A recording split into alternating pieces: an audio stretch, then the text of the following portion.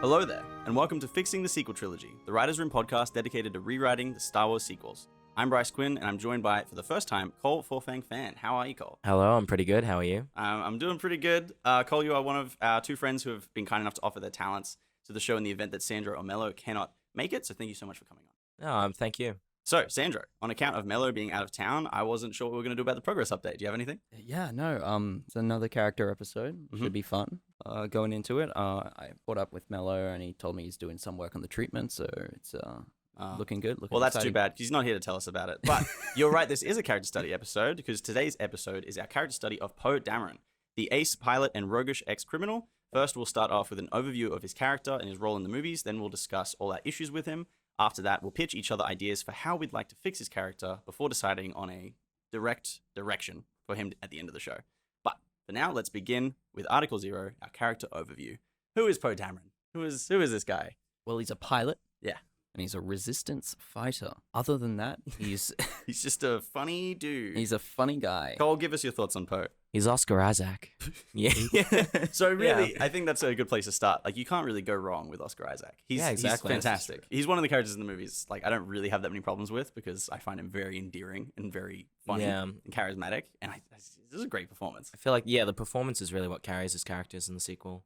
But the problems are still there, and we'll get to that in a second. But character overview wise, we start with the first movie. He is the first character we're kind of introduced to, other than Lor San Tekka, that we kind of see. He's trying to get the plans to find Luke, and that's kind of the crux of the movie, and he kind of kicks it off. Yeah, and he does that whole thing where he gives BB-8 the codes to the. Why am I'm having like a blank. What do you mean? Yeah, he gives BB-8 has the map. The map. Yeah. Oh yeah. Yeah. So BB-8 has the map, and then the map gets to Rey, and then Rey. BB-8 runs into the desert, and Poe doesn't follow him into the desert. No, he gets captured. I think the biggest issue. Are we gonna do issues? We'll do overview first. No, we'll just I'll do overview. Before I get into my I think many grievances with what happens. A general overview of his character is he's very loyal. He's someone that like puts a lot of trust and faith in his friends. And specifically, I think Princess Leia as well, General Leia. They adventure through the movie. They meet up with him later on, in the Resistance. That he's, a wicked fighter pilot. Yeah, he's just kind of like a hero guy in the first movie, and he just does the hero stuff. He's winning the days, doing the battles and everything. But he's not really overcoming any struggles. He's not really making any big important decisions. Second movie, that immediately changes. He's kicks off the action again, this time atrociously, and it causes the deaths of many people. Kind of unfortunate. And then he sends Finn and Rose off to get what was it? I'm forgetting everything today. The entire plot of Star Wars. Santa's got a leaky leaky brain. Yeah. Sends Finn and Rose.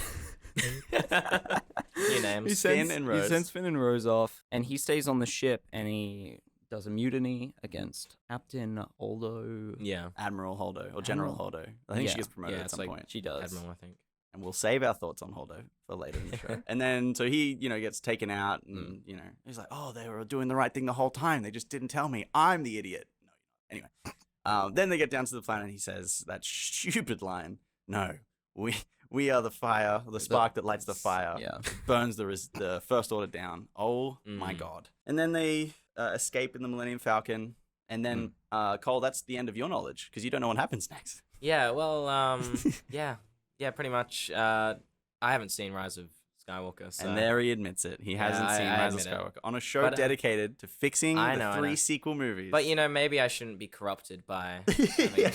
Maybe you're the best off of all of us. Yeah, perhaps. I'm the most open to what could happen. Anyway, he starts off with the famous line of, somehow, Palpatine returned. Yeah, he's the one who says that line, unfortunately. Classic. And then for the rest of the movie, He's not really there, but we can get into that. Yeah. He doesn't really do anything important. He's there fighting with them, and then... He is the degree of separation between the audience and the Resistance to Babu Frick. I thought you were going to Babu Frick, yeah. It's a very good point. That's how they find Babu, and then all is well. And Zori Bliss. At least 10 minutes while we're interacting with Babu Frick, and then the rest of the movie happens, and it sucks.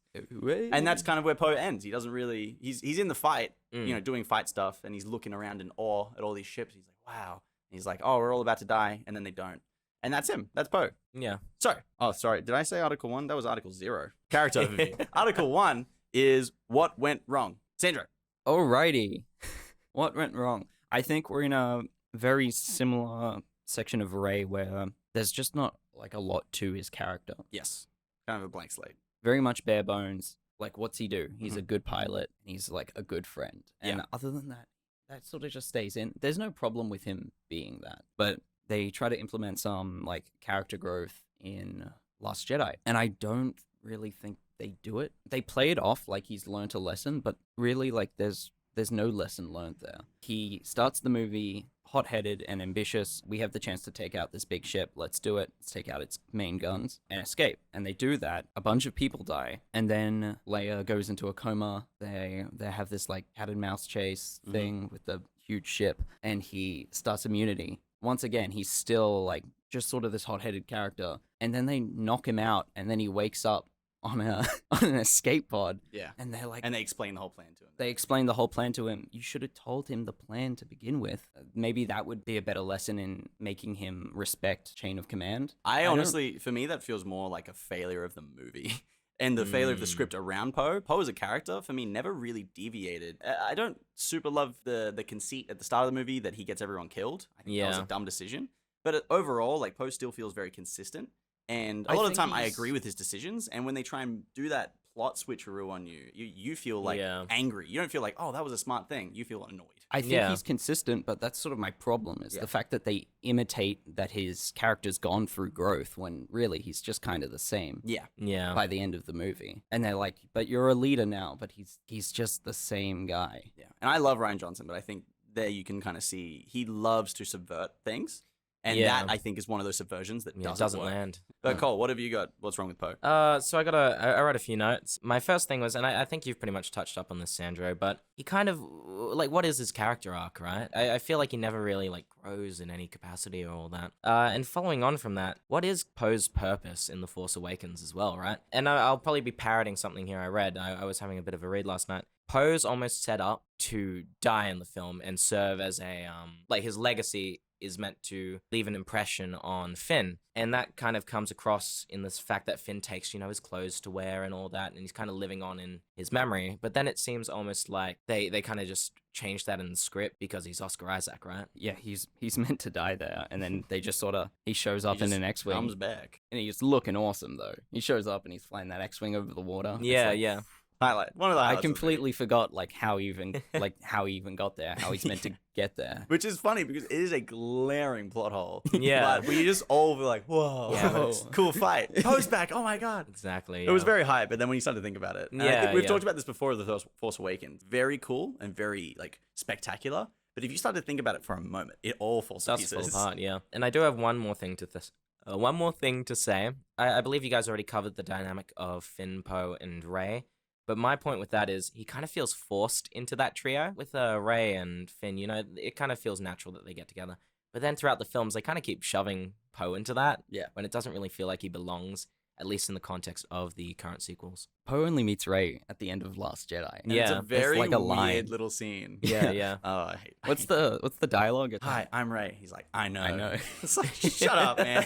But that is actually a perfect tangent into my first note. Feels too much like a Han Solo ripoff. And that line, that specific line, I know, is a Han Solo line. But even then, like, aside from that, he's very much, he's got the smuggler past. He's cocksure. He's a really good pilot. He's very up himself, very smug, smarmy. Very much feels like a Han Solo kind of character. I think there's elements of that, but I don't quite see him as a Han Solo character. Han Solo's like whole sort of progression is like learning to care for others, finding something. I can see that for sure. But can you see the way that rather than, in a character arc sense, J.J. Abrams was like, what do they have in the OG trilogy? How can we rip that off and put the archetype in? I think maybe just the archetype of base skills, like charisma, pilot, Han Solo, but like roguish scoundrel, There's nothing quite about like the story there that links his character's needs and wants to Han Solo. I think you just love Han Solo. And you're like, no, he's not like Han Solo, but he is. No, I love Han Solo, but Han Solo needs to find something to fight for. Yeah. Whereas we meet Poe, and Poe's already in the thick of it. He's already in the Resistance. He's already like got a purpose. Yeah. No, that's true. Poe has no motivation. We've covered that one. He's loyal to his friends and to Leia and everything. Yeah. But in the sense of the story, he feels just like dropped in. He's there. He's a pilot. He works for Leia. He's already bought in, but we don't know why. We don't have an inkling of what drives him, where he's getting this drive from, what is his history. If he's going to be a compelling side character, that needs to change. He needs to have some kind of motivation.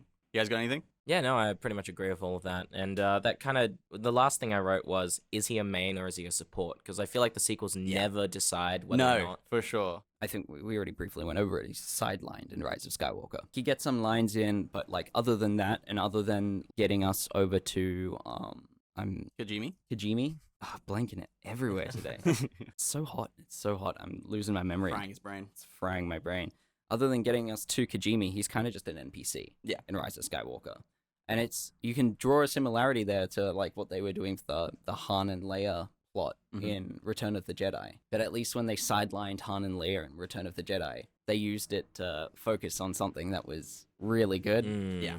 Rather than Rise of Skywalker. I mean, yeah, Rise of Skywalker's a whole mess. Yeah. My next question is, what is his weird relationship with Leia? They don't explain it, and they seem to have like something weird going on. Not like it has to be implicitly sexual or anything. Yeah, but it's just kind of weird. Like, what is their back and forth, especially in Last Jedi? It's like, when did you guys meet, and in what context, and why are you acting this way? So the context of them meeting is when Poe is a resistance fighter. Oh, not a resistance fighter, sorry. New Republic fighter. Whilst the New Republic is happening and whilst the First Order is growing, they have a ceasefire. But Poe notices that they're up to some sketchy shit and gets into a dogfight with one of them and disobeys orders to get into a dogfight. And it's him disobeying those orders to like go out and do something that he knows is right that makes Leia recruit him for, I think, one of the initial members of the Resistance. Gotcha. That's interesting. Thank you for having one of the context initial for this, Sandro. pilots of the Resistance. Yeah. So that's like they start off that way, and Leia kind of recruits him personally. So general to absolute grunt, and they kind of have that kind of familiarity. I still think it feels a bit weird, but what else? That's everything on my list. That's all the stuff I got. Fuck it. Poe has a short list. That was a pretty short list. We've spent a lot longer on other characters. I think that's a pretty short one. Let's go over into Article 1.5. This is what we're calling it now, which is what we like about Poe, which I feel like is going to be longer because Poe rules. My first one is his relationship with BB-8. I think it's super wholesome, and I love it. That's it's it. Very cute. Yeah. And it's nice to see. BB-8's kind of like a pet, but kind of like a friend as well. Exactly. Has that childlike aspect to it. You see BB-8 and Poe together, and I'm like, oh, I feel safe. Yeah. This is comforting. I think one of the things I like about him, besides Oscar Isaac, it's the friendship he has with Finn as well. It feels really genuine, at least at the start. I feel like it's one of those things that they almost had in the sequels that they kind of let go and never develop it even more. Probably because they wanted to do Finn Poe, but Disney didn't want it. And I will be bringing that up in this podcast a lot. But yeah, no, I really like the friendship he has with Finn, and I really wish we got to see a bit more of that. Yeah, I totally agree. I think that's one of the things we lost the most of. Yeah. I bring this up a lot, but I just finished rewatching Avatar: Last Airbender for like the 6th or 7th time. And like the wholesome trio / group dynamic that they have is something that I desperately want to bring to the sequel trilogy rewrite, because we have these moments with Poe and Finn, or with Finn and Rey, and with BB-8, and it's just awesome. It's just such great wholesome, like you just want to like pump your fist in the air and go, hell yeah, this is great. And we get tiny glimpses of that, and I want to see more of that for sure. One of the better side characters. Every ace piloting scene rules. It's just so fun to watch. Yeah. It's so fun to watch. The special effects, you can't deny how good they look. Yeah. No, that time when he drifts at the start of... It's so silly, but I love it. I love the space drift. Yeah. It's sort of like a love-hate thing I have, where I enjoy his relationship with Finn, although I feel like it's sparked completely out of nowhere. Yes. He just trusts this random First Order trooper. Basically, at that point, is his only way. It seems like he's getting out, but it's very fast. I think you guys sort of summed up everything that's very fun and lovable about his character. I think Oscar Isaac adds a lot more to that character than it probably deserves. He's great to watch. He's a treat to watch. Yeah. But that leads us into Article 2. I think the fastest we've ever gotten to Article 2. We're speedrunning this episode. Scarily fast. That being said, I can't see the time. It's all the way over there, so who knows? Who knows how long this has taken. But Article 2, our fix pitches is what I'm calling it now. I'm going to try out that name. I don't know if I like it or not. It sounded good in my head. That's the first time I've said it out loud. Anyway, nice. Ho, what would we do to fix him in our rewrite? Who wants to start? Let you guys go first. Okay, so I feel like this is going to be a lot of going around back and forth. Yes. I'll start us here. I like the idea that he wants to become a leader. Like, he wants to... He sees Leia as a role model and wants to go towards that, but struggles because of something Sandro is reading his notes with a funny face. I'm reading my notes. It's a very funny face. I wrote this note at like 2 o'clock in the morning, and I'm Read it out loud. Share it with the class. just Read as is. I don't want to read this out loud. Out loud, Sandro. Give me your phone. boy. Here we go.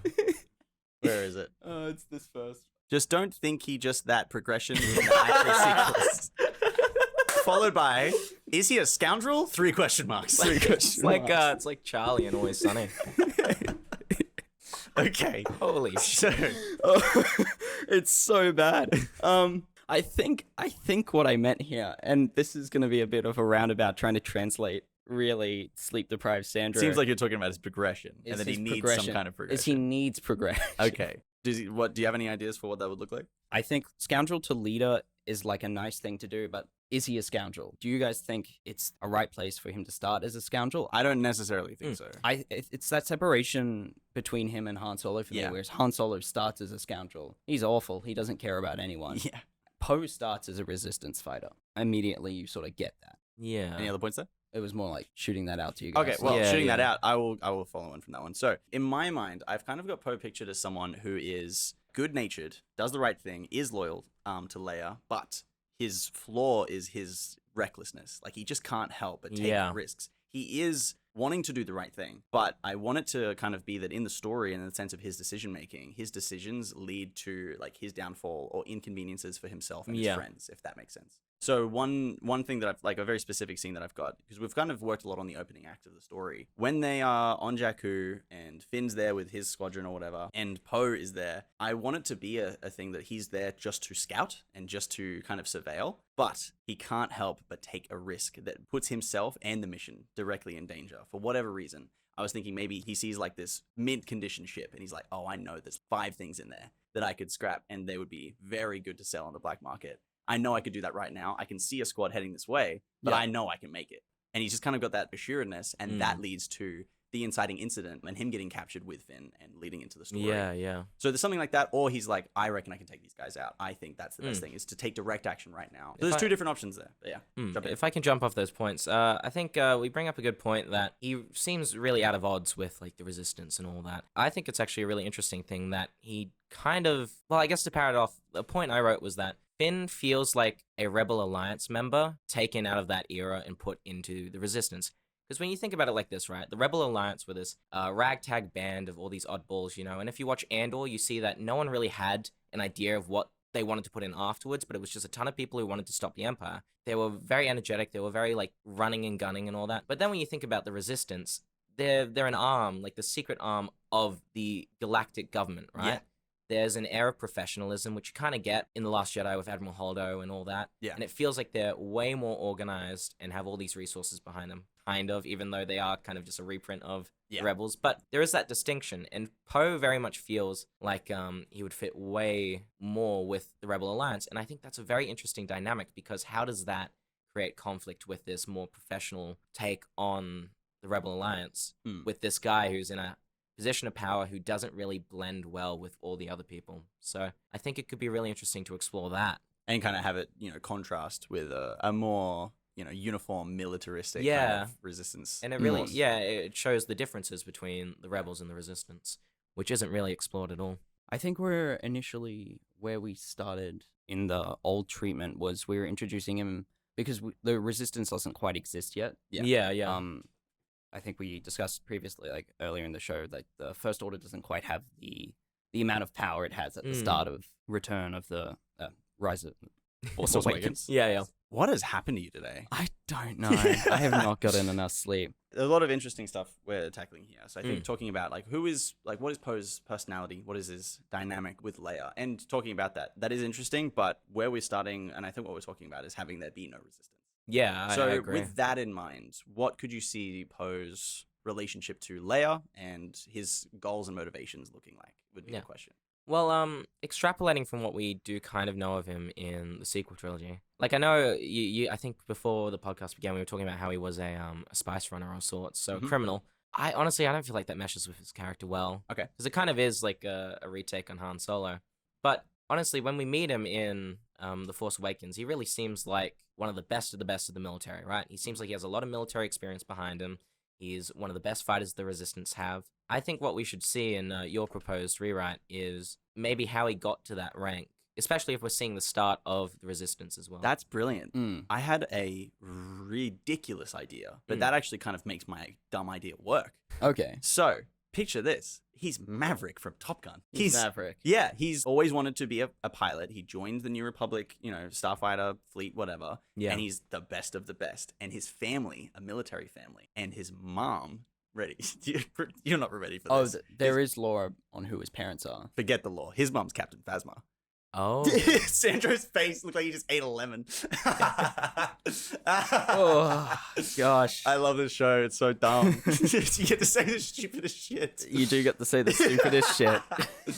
Bear with me. Okay. Captain Phasma, hardcore military mom. He's born Yeah. into a military family. His parents are both like high-ranking New Republic military figures. His mom is getting radicalized by this new emerging political force, and she's going more and more towards kind of the political right. Sorry, right-wing snowflakes. Fuck off. Anyway, sorry. Sandra's dying right now. Captain Phasma shoots and kills his dad after they have like a fight about this like growing political sentiment. And then she disappears off the face of the planet, and Poe knows that like Captain Phasma is his mom. And so that is kind of like maybe a personal attachment he has to when he sees her, he reacts in like a very specific way. And that kind of ties into the whole idea of Star Wars being a family soap opera. Now, go ahead, take it apart. It's a bit too much of a family soap opera into what we already have. Yes. He's not a main character. He is not. This kind of does make him more of a main character. We're talking about establishing him as a side character. I'm not saying side characters can't have backstory. If we're dumping a lot of exposition or like working a lot of that into a story beat, it might get a bit loose and might distract from where the main characters we are focusing on. And there are already quite a few characters. We have some family dramas already. And we do already have some family dramas. You don't want to take away from the main core. Yeah. Cole, you got any takes? I like the idea, but I think Sandro is right that maybe it would it really does shift him into much more of a main character perspective. I do think it doesn't hurt to explore really the depths of backstory for any side character, because you only just have to choose what to show. But I definitely like the idea that maybe he is kind of like the black sheep of his family, and maybe it could show that generational divide between the new people growing up with the New Republic versus the people who were there for the Empire. If we were to go with that idea, maybe Phasma was in the military when the Empire was around, and maybe with the changing of the old guard, she was shifted into the New Republic, sort of like maybe an Operation Paperclip kind of situation, Oh, I see. Yeah, I don't know what that means. Oh, well, after World War II, the Americans recruited a ton of Nazi scientists to put them in NASA and stuff like that. The Russians did as well. Yeah. So essentially the idea I'm trying to go for there is that if the majority of admin, the majority of military in the galaxy would have been Empire, right? Yeah. And when the rebels take over, they're not just gonna arrest 90% of the people who are working in galactic They government. got to go somewhere. Exactly. So there would have to be a lot of people who were there working for the Empire who are now working for the New Republic. Gotcha. So that could be That is to explore. interesting. That is I like interesting. that. Maybe Poe's descended from some of these people who were working for the Empire, and then Yeah. he's kind of got that connection to it. As well. Maybe, Yeah. some of that guilt. Yeah. Who knows? Something like that. Yeah. But maybe tying him into more of this kind of military, like we said, maverick kind of character, as opposed to someone who is an ex-scoundrel. So I probably should have done this during the context of Poe Dameron. Okay. But completely blanked through my head during the time because I thought we were just talking about him in the movies. So as well as him being a spice runner, turned Republic Academy pilot, turned Resistance pilot, both of his parents come from the rebel background. His dad was one of the foot troopers serving under Han Solo on Endor, and his mom was one of the A-Wings that flew into the Death Star 2. Right. So he's got this heritage, his rebel heritage. And the lore is that his mom taught him to fly her X-Wing. Well, that's very sweet. At a Awesome, young yeah. age. Yeah, I wish we could have seen any of that in the movies. Anyway.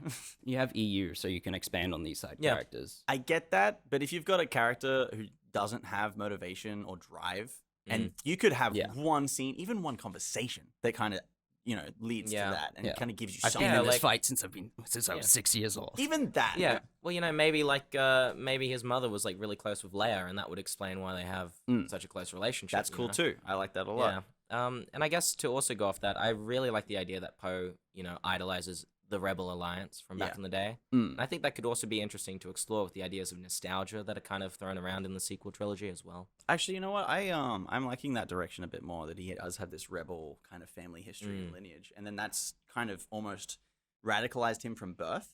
And then you have these two opposing forces where Finn has been, indoctrinated since he was a kid, and then he meets Poe, who was pretty much indoctrinated since he was a kid too. I think it works. Sides. I think like Poe has to learn his enemy. Yes. Not in the sense of like I need to know like how they move. He has to learn that his enemy are people. Yes. Yeah. And that's what he gets out of the Finn Poe relationship. But Yeah. Finn has to learn that the First Order is kind of pretty fucked up. yeah, for sure. The First Order are wrong, but it's wrong also to see your enemy as faceless numbers. Exactly, And if we have that scene at the start be that he sees this like squadron of 6, he's like, I can take them. I can kill these men right now and get away with it. That kind of feeds into that character of he has numbed himself to this violence. And we don't want to go too violent or dark with it, but he's like, I can take him. And in the story, you feel this desire to take them out personally. Yeah. And I think that's a cool kind of inciting incident. I And the consequences of his actions leading to the rest of the story, I think that works as well. I think that really plays well into the ideas you want to explore with political radicalization. Yeah, we do want to explore that, even if we shouldn't, if we're woefully yeah. unprepared to do so. Fuck you, Disney. Exactly. Yeah. No, we don't actually hate Disney. Yeah. Oh, wait, no. We don't like Disney, but it's the writers that we're not like, we don't want to ham on too hard. Yeah. Disney's a corporation. They don't care about us. That's fine. I'd like to apologize on behalf of our potential sponsors. Yeah, Cole's getting us in trouble this episode. But yeah, like imagine the effect that would have on someone who, from a young age, has seen Imperial, ex-Imperial as They are evil. They are like faceless Nazis kind of thing. Like you don't need to think about the enemy. And then like going into a base and seeing them, or like finding out that they are recruiting children and indoctrinating kind of children. like shifts your whole worldview. Yeah. You know? Yeah, no, cool stuff. I'm really liking that a lot. Anything else we need to kind of dive into?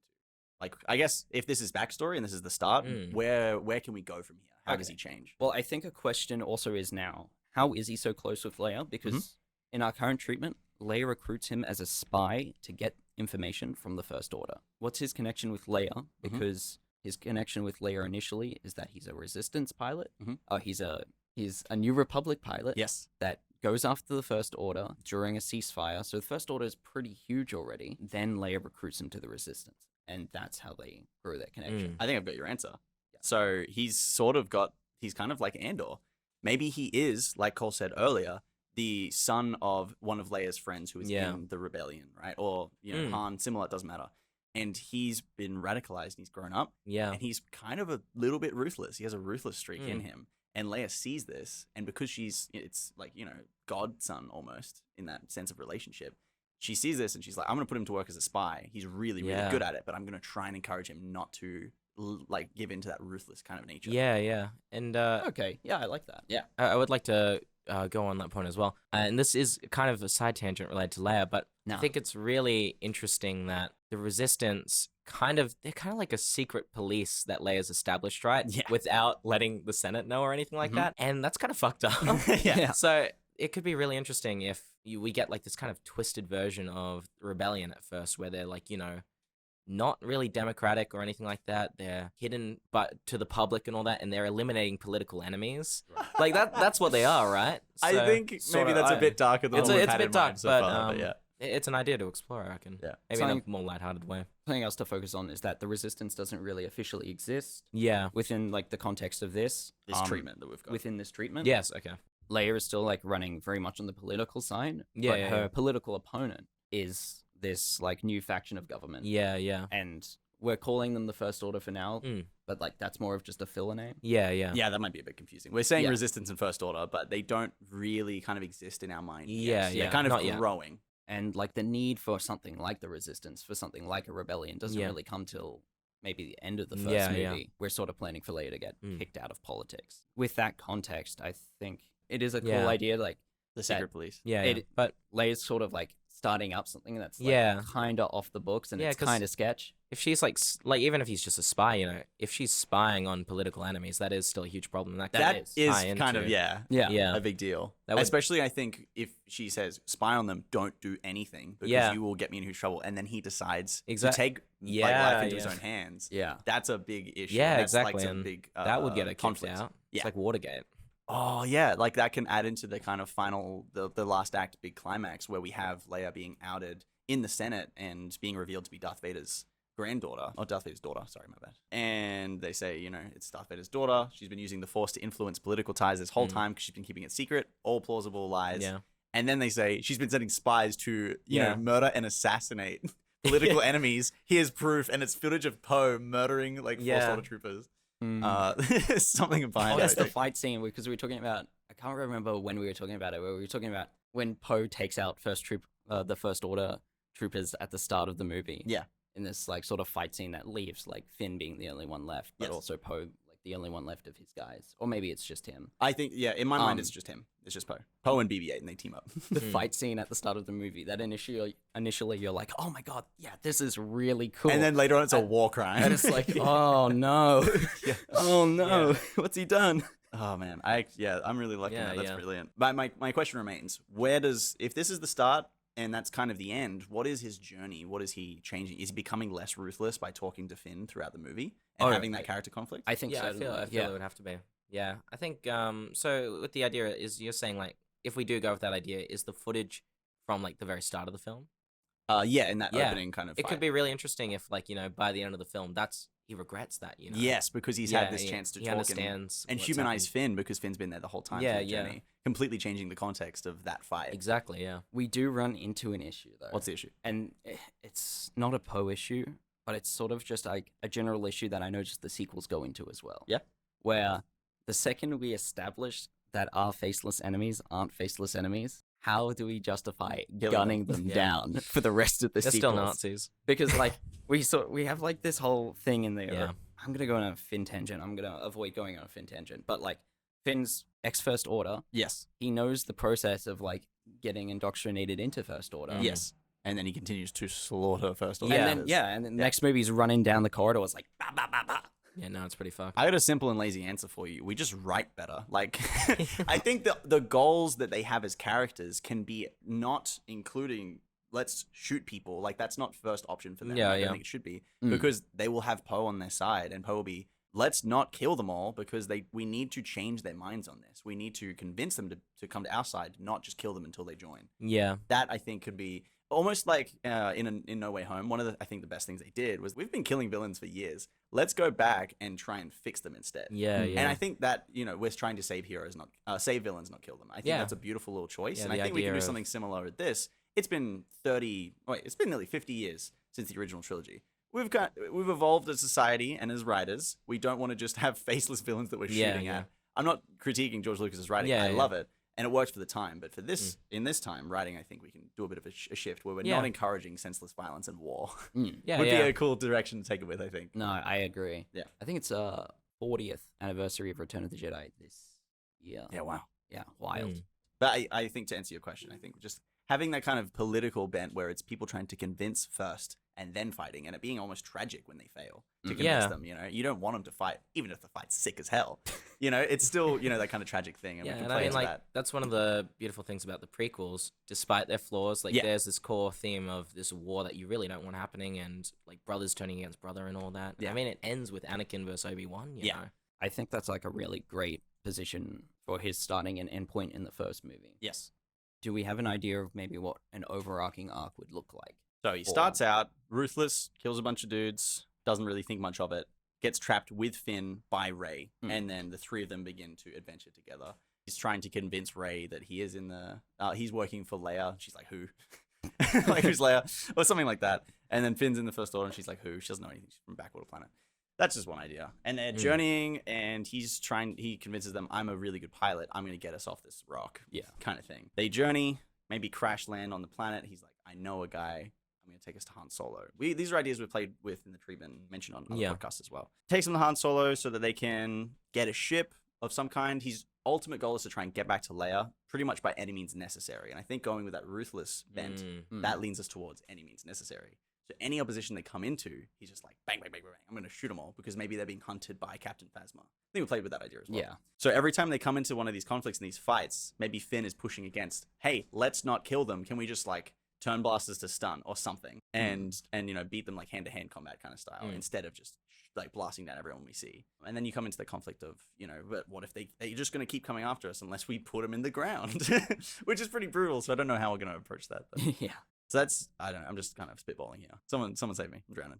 No, I think that's really cool. And one of the things to move on with that, I reckon, is, I really think we want to explore how Finn and Poe become friends, especially if now they're going to start off way more contentious as well. Yeah. They're totally radicalized on the opposite sides of the spectrum. Yeah. How do they become friends from there, Yeah. I guess that's one of those, like, what do those moments look like? What's some way you can convince someone that you're a good person and that you're in the right? Yeah. It's gonna, like, no matter what, it has to start off with, like, a lot of arguing. Oh, the argument's gonna be Absolutely. really Yeah. Not like deep philosophical arguing. I'm thinking more just like angry. Yeah. angry at each other. Like, I think I can't remember when I was like playing with this idea, but we were talking about Ray handcuffing both of them and like planning on like maybe selling them off or doing something when she finds both of them. I love the idea of both of them tied up, but they're still like at each other's throats. Yes. Or actually, I've got a cool scene. Maybe like a night around like a campfire or something. And Ray's like, "What are you two fighting about? Like, I don't understand. What is driving you to fight each other?" And then they're arguing, bickering, and she's like, right, shut up. Finn, what do you think? And he just says it out loud. He's like, "This is my story." And then he's like, "Poe, what do you think?" And he's like, listening to Finn, he's like, "Oh, I didn't know that at all." And he just instantly in that moment kind of learns that Finn's perspective is so radically different from his, and he sees the world in such an opposite way. Well, this is what I see. And Finn's like, "Nah, man." That ain't it. Or like vice versa, whatever. Like they have that kind of moment where Ray is literally their mediator and she's getting one of them to shut up while the other talks. I think that could be a cool like campfire scene where they have that kind of talk. And it's not deep and philosophical. Yeah. But it's just philosophical enough for it to be Disney content. You know what I mean? Yeah. There's like one of those like animated film kind of moments where it's like, oh, make sure you actually think about something. Nice, deep, and meaningful. Yeah. I think that's a cool scene. Yeah, and I like the idea that Ray is kind of the grounded one as well. She's from a backwater planet. She would have, she's not caught up in all this wider politics and all that, so she's not going to be as radicalized. She's able to offer that more grounded perspective, really. I like the groundedness. I also like her, like, obliviousness. Yeah. In the first opening scenes of the film, I kind of want her to not care. Just like, shut up and stop bickering. I want to get off this planet, or I want to get away from danger. Shut up. Until they get to a point where they can breathe for a moment, and then she's like, all right, really, what is happening here? Yeah. I think it was like tossed around a bit in the Ray episode of she doesn't quite care about politics because it hasn't had a direct effect on her. Yeah. No matter what, her life hasn't changed. Her life and her world is very much trying to exist and survive. Yeah. It's like politics is too big of an idea, really. She's not brave enough for politics. Yeah, she's not brave enough for politics. But I take it her arc then is that eventually she comes to realize that she should really care about the wider galaxy as well, or maybe. But this is a Ray episode. Yeah, of course. I like the idea of him progressing from there into more of a leader role. Are we gonna expand kind of scope to look at expand the scope to look at the second and third movie? Third movie. I love it. Let's go. Because after having learnt that lesson in the first movie, you sort of get that composure that I think is needed in a leader. Understanding who your enemy is. You got that kind of like what you're Thrawn level, like 4 moves ahead kind of thing, not detached psychopath Thrawn. Yeah. Just like understands the enemy. Oh yeah, you've been watching Rebels. I haven't. Oh, sorry. I thought you mentioned you were watching Rebels the other day. I started watching Rebels and then I stopped. Oh no. Yeah, no. He's got to keep watching Rebels. I'm almost finished. I got to get through it sometime. Anyways. So in the second movie, he's learned that lesson and he's going to take that and he's going to what? He's going to lead against the other guys. I think the next thing is we have attacked his senselessness. Yeah. The next thing would be to attack his ego. Thinking he's like the best of the best. Because he is. Nah. I like the idea that he has ego at the start. Okay. Yeah. I get that sort of does put him a bit closer to Han Solo levels, but he's a good pilot and he knows it. But he's not a great leader. And then in the second film, he can become a great leader. Yeah.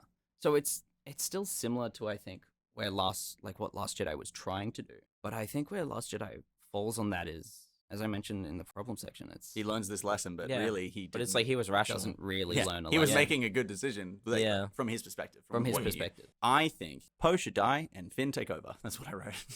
And I think that, follows logically. He learns, he is a great leader. He succeeds, but he makes the ultimate sacrifice. Yeah. And then in that moment, he's like, Finn, it's you now. Like, you have to do this. And that kind of ties into Finn's story, where it's like the ultimate switch, where Finn has gone from radicalized First Order trooper to full change. He takes over from Poe, takes up the mantle, and leads the resistance. maybe he dies where everyone thought Leia was gonna die when she gets sucked out. That's still really early on in Last Jedi, though. Oh yeah, no. I'm Like, thinking I this don't mean is, like like, in the the same end. timeline, but like sort of like the same Yeah. setup, same Something like gist. Gotcha. Or like maybe he does the Hondo thing. Hondo? Oh, the whole Holdo. What if Maybe he does the the Holdo Holdo. maneuver? That's actually sick. I actually kind of love that. It's It's one in a million. It's one in a million. I kind of like that. I like the idea of like a leader's sacrifice. Mm. I think that's a cool move for him to pull, and then he truly becomes the leader, and then he dies, and then we've got less character bloat in the third movie. Yeah. Everyone Yeah. wins. So let's talk about Poe's role in the third movie. He's dead. No, he's gone. I think that's one Yeah. possible option we can do. Then again, like we have so many of these legacy characters that we're kind of going to want to kill off as well. So I don't know. Yeah. I don't know really where to go from here because Yeah. let's maybe toss out some other ideas for what he could do in the second movie. Yeah. Okay. Well, Rather than dying heroic. Mm. Anyone got anything? Well, I like the idea that he's a leader, right? And Mhm. that he's going to step into that position. Obviously, I think we'll need to explore what the catalyst is for him stepping up into a leadership role. And if he started from much more of a, he was kind of like a lone wolf kind of soldier, and what does that look like in a role of a leader? In a role of a leader. Yeah. Yeah. He probably wouldn't be the type of person who communicates very well with other leaders. And have you guys seen Game of Thrones? Yeah. So, the scene where Robb Stark, he gives the command to block off the Mountain's castle. And then his commander goes, "Oh, no, I went and seized an opportunity. I captured this little town over here." And then Robb reveals, "Oh, well, I didn't want you doing that because now the Mountain's escaped." But he never told his commander why it was important. He stuck with the plan. Yeah, right. So that could be a big thing where Poe just kind of expects people to follow him because he's the best, right? Yeah. And then whenever people actually take the initiative and do things he didn't want, it's not really their fault. He wasn't He wasn't being a leader. communicating that. Yeah. I think that's an exact flip of what we see in Last Jedi. Yeah, Where instead of exactly. him just wanting to trust, he's expecting others to implicitly trust him. Yeah, with his yeah. orders. I like that an idea you brought up earlier in the episode where his mindset is still that of a rebel. Yeah, He's yeah. stuck in like that rebel guerrilla fighting attitude, and he's not used to being in this situation where He's at the top of the military hierarchy. top of the military hierarchy, it's a bit more professional. Yeah. Line of command exists. And then so the lack of communication there leads to some kind of fatal flaw, something going wrong. The plan goes awry. So, and then we have to ask, so how is he getting thrust into this role as well? What's the catalyst in the second movie? So now we get into the weeds because we don't actually know. Okay, yeah. We've got a treatment for the first film, and it ends off in a kind of right now in a bit of a sour tone. Okay. In that, they're all outlaws. Ben has fallen to the dark side, and Luke is wanting to bring him back. Yeah. So when we start the movie, we've kind of had it in mind that Luke maybe has been for the past couple years searching for Ben and trying to find him and bring him back, and he's failed. And at the very start, he's going to come in and say "Hey, I want to work with Leia, Han, Rey, Finn, and Poe, and work with all of you guys to find Ben and stop all this evil in the galaxy." And then I think we had a loose assumption that on the Leia side of things, she'd start building what would be the resistance in the original sequel trilogy. And we've had a very loose idea that might start in the criminal underworld. Mm. And start because they can't go to the New Republic. She's completely outlawed. She's a wanted Yeah, criminal now. yeah. So they have to go to the underworld and maybe find some somewhat morally good people there. Which is interesting because initially we're talking about Poe being our link to the criminal underworld. Yes. But where I mean, now it could be Han. from the way we're talking, it's a bit loose. Maybe it is Han. Maybe we spend a bit more time with Han in this movie than we spend with Leia, because Leia's gonna. It seems like we're given a lot of screen time to Leia in this movie. In the first movie or the second movie? In the first movie. Okay. And we've talked loosely about we have a pretty big political setup in the first movie, and it gives us a really strong understanding of how the galaxy is thinking. What's the mindset of common folk? Yeah.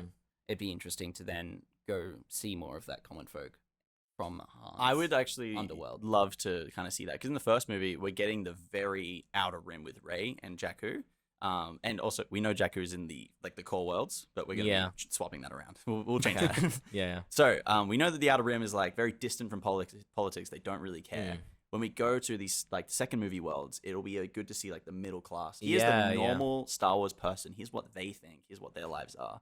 And I think maybe Poe seeing that could be eye-opening, where he's so dedicated to this cause, and they're like, this cause hasn't really helped us at all. We're still under the Hutts or whatever kind of crime faction. They still control us out here. We don't really look up to you or respect you. Yeah. And he has to kind of face that. And then Han's there they don't care about you, kiddo. You're an Yeah. idiot. like not everything revolves around the rebellion. I think as well it could be really interesting because if Leia's with them as well, since she's kicked out of politics now and she's actually going through the universe, maybe she can see the failings of her government as well in places where they've overlooked with crime and all that. Like, I mean, one of the interesting things about like the prequels is that, you know, the Senate, it was corrupt. There were so many people funneling in money for politicians and all that.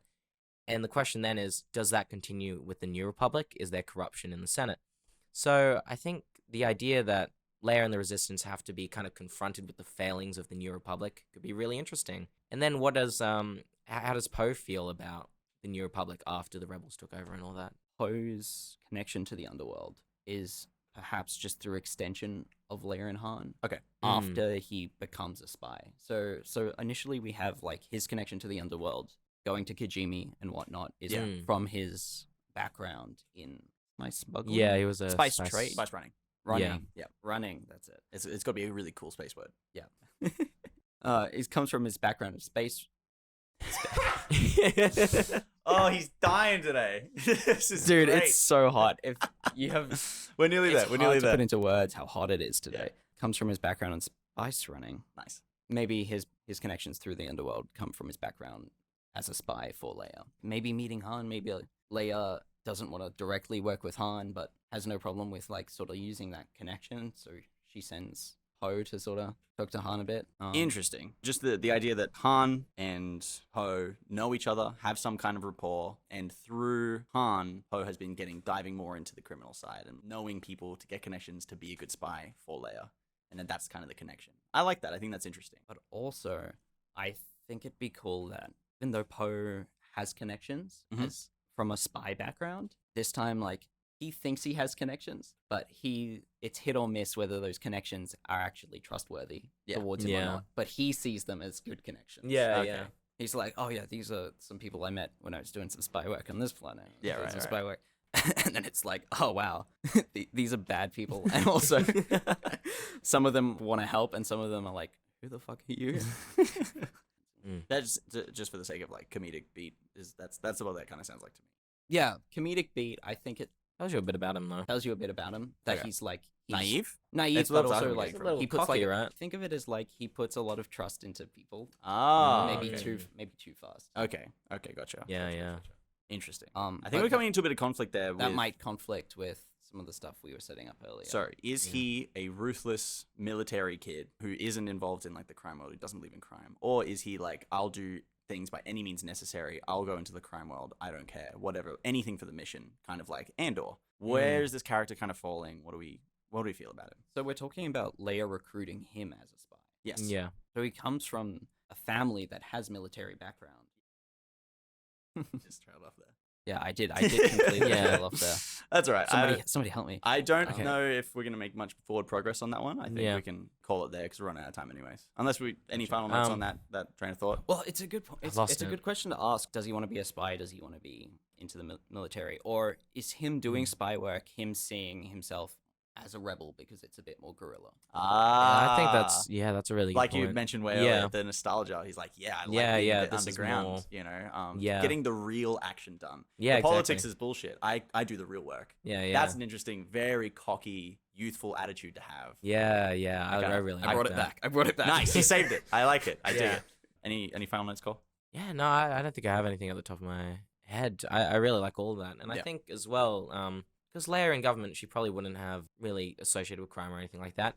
And now that the Resistance really does have to be this underground thing, maybe they do have to turn to the underworld for support. And, maybe she sends Poe in to, like, have to engage with that. And how does he cope with the really sketchy things they're having to do now? And is he going to accept the help of shady figures? I don't know. But I like where we're heading with this. And There's a bit of a moral dilemma there. Yeah, exactly. And I really like going with the idea that he does look up to the rebellion. I think that's a cool like thing to pivot off. Yeah. Yeah. It, That would be really cool. Just it to, like, instigates a good few. It has synergy with a good few situation. holy dooly. I honestly totally forgot that Mello messaged in from Chinchilla and I just opened up his notes doc. It's long. I was thinking about the notes Yeah. consciously whilst we were going through this episode. Wait, so you've brought up some of the Mello stuff as well? Or? I brought up some stuff that Kamalu wasn't quite fond of was his character progression. Yeah. In episode 9, I'd argue that there wasn't really any character progression in episode 9. Yep. Let's read out some of this Well, stuff. they This will be fly fun. now, right? Yeah, So- yeah. All right, so he had very little development in episode 9. Very good. He received a cool backstory, but it was too little too late. Should have been known from episode 8 at the latest. Correct. We'll mark it. And then you'll listen back to this and be like, oh, this is bullshit. Tangent. It's obviously okay to introduce new and exciting information about a character or even later installments of the franchise, provided it does not contradict the progress previously made. Poe being a spice runner turned rebel pilot would influence his motivations and drastically change the person who he was. We've definitely covered this, and I think I agree with everything he's saying here.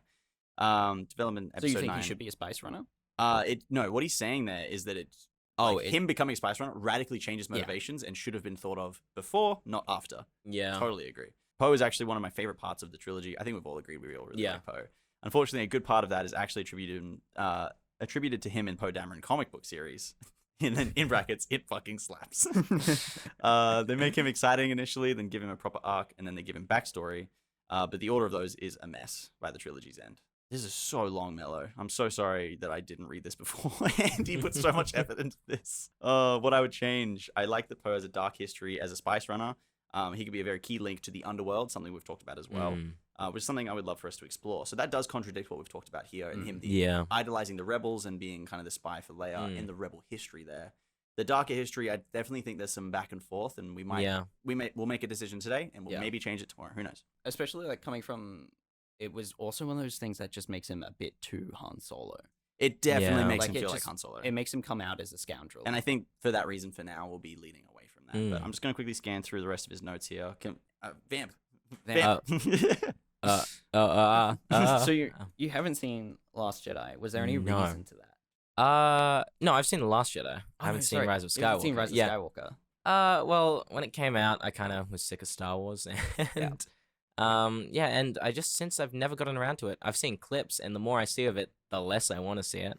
I feel like now I have to watch it. I do want to do my rewatch of all the sequels again. Oh yeah, And lovely. I think for the podcast, I'll definitely do that, and I can come in with my my review. Oh or yeah, something. that'd be I'd love awesome. to. Yeah. I'd love to like hear the episode of you just coming in and being like, Like, so I just saw Rise of Skywalker. I'm changed forever now. Thanks, Yeah. guys. Best experience. Anyways, I just got to wrap up these notes real quick. Sorry, Cool, guys. cool. No worries. So, Mello, I'm going to just like drop point these out. Mello says, must keep BB-8 in that dynamic. Agree. Check. Must keep the black ship for longer. The black and orange fighter. It looks so cool. Very cool. Everyone Absolutely. loves that ship. It's great. Yeah. I want Poe to be a humanoid alien. We need more alien characters at the forefront of Star Wars. We mentioned I do this, think but that's we a cool haven't idea. Brought it up in the episode. We haven't brought up. We're just going to leave that there. That's just Yeah. an idea. I like that idea. I We're gonna love leave it. Yeah. The casting episode. Mello wants Mello wants him to be more of a spy pilot as opposed to a soldier pilot.